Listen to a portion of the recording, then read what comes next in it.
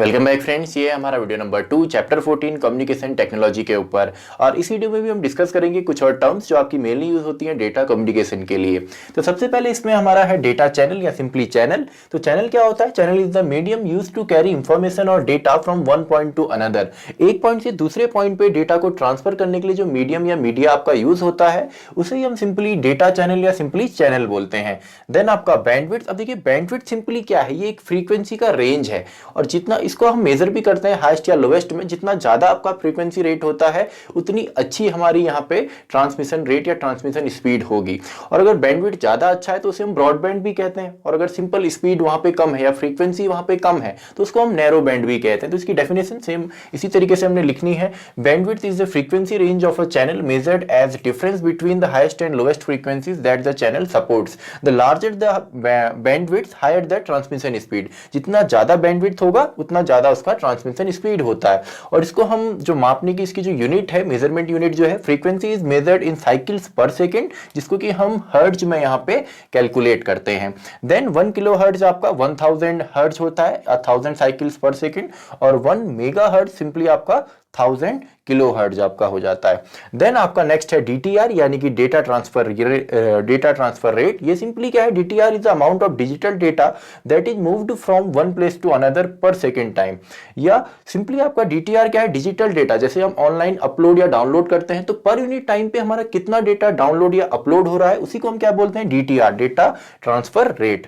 इसके जो measurement unit है, सबसे छोटी जो यूनिट है वो है बिट्स पर सेकंड, जिसमें कि आपको जो सिग्नल है, जो डेटा है वो बाइनरी फॉर्म में यानी कि 0 एंड 1 के फॉर्म में सिंपली आपका ट्रांसफर होता है। देन इसके और यूनिट्स भी हैं जैसे कि 1 KB किलोबाइट, जिसके अंदर 1024 बिट्स पर सेकंड होते हैं। उसी तरीके से 1 MB जिसके अंदर 1024 KB, उसी तरीके से 1 GB 1024 MB and 1 TB 1024 GB आपका होता है। और मेनली ये तो आपका 1024 यहाँ पे अपलोडिंग डाउनलोडिंग में आपने देखा होगा। लेकिन अगर आप स्टोरेज डिवाइसेस देखते हैं, फॉर एग्जांपल पेन ड्राइव है, तो पेन ड्राइव अगर आप लेते हैं 8 GB की, लेकिन उसमें जो स्टोरेज होता है वो 7 पॉइंट समथिंग GB ही होता है।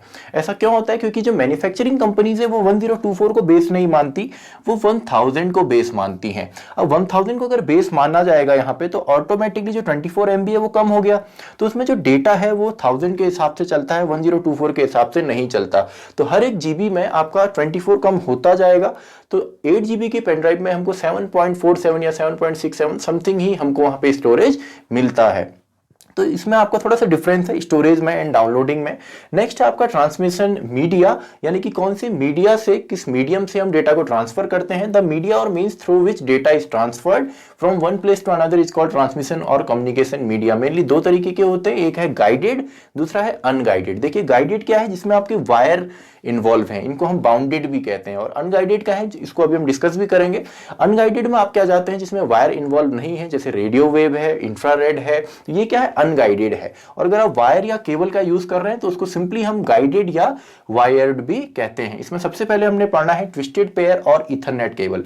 अब देखिए ईथरनेट केबल आपकी सिंपली क्या होती है? एक ट्विस्टेड पेयर केबल इसको कहें या ईथरनेट केबल कहें, ये कॉपर के इसमें दो आइडेंटिकल वायर को हम आपस में रैप करते हैं, ट्विस्ट करते हैं, और उनसे हमारा क्या होता है, ताकि, और ट्विस्ट उनको क्यों किया जाता है? ताकि क्रॉस टॉक ना हो। क्रॉस टॉक को सिंपली हम ऐसे समझें जैसे कि अगर अब दो वायर हम आपस में मिलाते हैं तो उसमें क्या होता है, उसमें काफी बार अगर हम इसको नॉर्मल लैंग्वेज में कहें तो हम कहते हैं ये आपका शॉर्ट हो जाता है वहां पे, या उसमें जो सिग्नल्स हैं वो अच्छे से उसमें ट्रांसफर नहीं होते। तो क्रॉस टॉक ना हो इसलिए हम इसको ट्विस्ट करते हैं। और मेनली 2 आइडेंटिकल वायर, मेनली आपके 1 mm के जो वायर हैं, इनको आपस में हम ट्विस्ट करते हैं, रैप करते हैं, और उससे ईथरनेट केबल में मेनली यूज होता है डेटा को ट्रांसफर करने के लिए। आपने देखा होगा व्हाइट कलर की वायर आती है, उसमें आगे पे जैक भी लगा होता है, तो वही आपकी क्या है? ईथरनेट केबल वायर है। लाइट वेट है, इजी टू इंस्टॉल करने के लिए काफी अच्छा है, एक्सपेंसिव भी ज्यादा नहीं है, और मैनी डिफरेंट नेटवर्क में ये सपोर्ट भी करती है। और इसकी जो बैंडविड्थ है वो काफी अच्छी है, 100 to 500 Mbps। एक ऑफिस के अंदर अगर एक छोटा सा आपने नेटवर्क बनाना है तो उसमें मेनली आपकी कौन सी यूज होती है? उसमें आपकी ईथरनेट केबल या ट्विस्टेड पेयर वायर ही यूज होती है। नेक्स्ट है आपका कोएक्सियल केबल। अब कोएक्सियल केबल आपका क्या होता है? इसमें एक आपका it consist of a solid wire core, इसके अंदर एक सॉलिड वायर होगी जो आपने, अगर इसको आप देखें मेनली आपका टीवी चैनल्स के लिए यूज होती है, मेनली आपका जो केबल नेटवर्क है उसके लिए मेनली यूज होती है। उसमें आपका जो सॉलिड है, जो उसका कोर है, वो सॉलिड कॉपर वायर का आपका मेनली बना होता है। सराउंडेड बाय फॉइल शील्ड या वायर मैश उसके अंदर आपने देखा होगा, और उसको सेपरेट किया जाता है किसी इंसुलेटर से, वो प्लास्टिक हो सकता है या कोई और इंसुलेटर आपका हो सकता है। स्पीड काफ़ी अच्छी है 400 Mbps, और मेनली आपका एक सिटी के अंदर या एक बड़े जो एरिया है उसको कैप्चर करने के लिए मेनली आपका जो कोएक्सियल वायर केबल है ये यूज होती है। इसकी स्पीड काफ़ी अच्छी होती है ट्विस्टेड पेयर या इथरनेट केबल से। देन आपका आ जाता है फाइबर ऑप्टिक या ऑप्टिकल फाइबर, और ये जो आपका है इसकी आपका मेन 3 चीज़ों से मिलकर बना होता है। इसमें आपका core, cladding and protective coating यहाँ पे आ जाता है। आपने देखा होगा सड़क के किनारे काफी बार जो बड़ी बड़ी वायर्स होती हैं वो कौन सी वायर होती हैं, वो ऑप्टिकल फाइबर वायर ही हैं। तो it is made up of glass like material से मेनली इसको बनाया जाता है, और ये लाइट की स्पीड से इसमें डेटा ट्रांसफर होता है। लाइट की स्पीड से इसमें डेटा ट्रांसफर होगा, और ये काफ़ी डिस्टेंस के लिए यूज होती है। अगर काफ़ी ज़्यादा डिस्टेंस है और डेटा को हमने ट्रांसफर करना है one city to another city, तब आपका फाइबर ऑप्टिक हम सिंपली यूज करते हैं। इसका जो कोर पार्ट है इसके अंदर ही जो इसका जो लाइट फॉर्म में डेटा को ट्रांसफर करेगा, और क्लैडिंग सिंपली क्या करता है, डेटा को वापस रिफ्लेक्ट करता है कोर की तरफ, एंड प्रोटेक्टिव कोटिंग हमारा जो इंटरनल वायर है फाइबर ऑप्टिक उसको सिक्योर करने के लिए मेनली यूज होता है। बैंडविड्थ इसकी 2 GB या 10 GB तक भी आपकी एक्सपेंड करती है। तो ये आपके क्या है, ये आपके ट्रांसमिशन मीडिया के अंदर आपके गाइडेड या वायर्ड टेक्नोलॉजी है। तो अब हम देखते हैं अनवायर्ड टेक्नोलॉजी, वायरलेस टेक्नोलॉजीज को, और जो वायरलेस टेक्नोलॉजी है इनको हम अनगाइडेड या अनबाउंड टेक्नोलॉजीज भी कहते हैं। सबसे पहले हमारा जाता है रेडियो वेव। अब रेडियो वेव होता क्या है, when 2 terminals communicate by using radio frequencies then such type of communication is known as radio wave communication. जब कोई भी दो आपकी डिवाइसेज रेडियो फ्रीक्वेंसी का यूज करके कम्युनिकेट करती हैं तो उनको सिंपली हम क्या बोल देते हैं, रेडियो वेव कम्युनिकेशन बोल देते हैं। अब यहाँ पे जितने भी हमारे वायरलेस हैं इनमें मेन जो आपका मीडियम है वो आपका फ्रीक्वेंसीज पे ही रहता है, यानी कि किसी न किसी फ्रीक्वेंसी पे आपका डेटा हम सिंपली ट्रांसफर करते हैं। देन आपका इट्स सेटअप हैज 2 पार्ट। इसके सेटअप में मेनली 2 पार्ट होते हैं, एक ट्रांसमीटर एंड रिसीवर। ट्रांसमीटर जो सिंपली डेटा को ट्रांसमिट करेगा, एंड रिसीवर जो एक एंटीना के थ्रू उस डेटा को रिसीव करेगा, उन सिग्नल को सिंपली रिसीव करता है। ये काफी सस्ता है, it is cheaper than wired communication. लेकिन इसके डिसएडवांटेज क्या है, या इसके कहें या जितने भी आपके वायरलेस यहाँ पे कम्युनिकेशन टेक्नोलॉजीज हैं इनकी डिसएडवांटेज क्या है, ये सभी के सब वेदर कंडीशंस पे काफी डिपेंडेंट है। अगर आपके वेदर कंडीशंस खराब हैं तो काफी बार इन सिग्नल्स में प्रॉब्लम आती है, भले वो इंफ्रारेड हो, सैटेलाइट सिग्नल हो या आपके रेडियो वेव हो। दूसरा, इनको आपका रिसीव करना, इनको कैप्चर करना काफी आसान है, मेनली आपका रेडियो वेव्स को। अगर रेडियो वेव्स किसी के पास कोई रिसीवर है और वो एक खास फ्रीक्वेंसी पे उसको अगर सेट करता है तो इनके सिग्नल्स को काफ़ी आसानी से इंटरसेप्ट किया जा सकता है। मेनली प्राइवेट नेटवर्क में भी इनको यूज़ किया जाता है सिग्नल्स को आपका सेंड करने के लिए। देन आपका आ जाता है infrared. Infrared is frequency of light that is not visible to human eye. अब इंफ्रारेड आपका मेनली जो होता है ये शॉर्टर डिस्टेंस के लिए यूज होता है, मेनली आपका रिमोट कम्युनिकेशन के लिए यूज होता है। रिमोट का मतलब क्या है, जैसे टीवी रिमोट है, आपका किसी और डिवाइस का रिमोट है, तो उनके लिए मेनली आपका इंफ्रारेड सिग्नल वहां पे यूज होते हैं और ये नेकेड ह्यूमन आई में नहीं दिखेंगे। फॉर एग्जांपल, अगर आप रिमोट को किसी डिजिटल कैमरा में अगर आप उसमें क्लिक करते हैं, कोई बटन आप प्रेस करते हैं तो आपको डिजिटल कैमरा में तो दिखेंगे, लेकिन नेकेड ह्यूमन आई से वो नहीं दिखते हैं।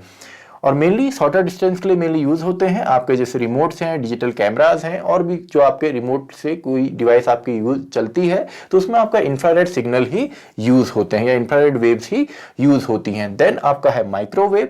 The microwave signal are similar to radio signal. ये रेडियो सिग्नल की तरह है। यहाँ पे आप हाई फ्रीक्वेंसी रेडियो सिग्नल को यूज करते हो डेटा को ट्रांसमिट करने के लिए, और जो ट्रांसमीटर एंड रिसीवर इसमें भी है, लेकिन इसमें ये आपका माउंट किया जाता है वेरी हाई टावर्स के ऊपर, यानी कि काफी ऊंचे टावर्स इसके लिए लगाए जाते हैं जिसके ऊपर आपका माउंट किया जाता है ट्रांसमीटर एंड रिसीवर को। और जितना ऊंचा आपका यहाँ पे टावर होता है उतने अच्छे माइक्रोवेव के सिग्नल होते हैं।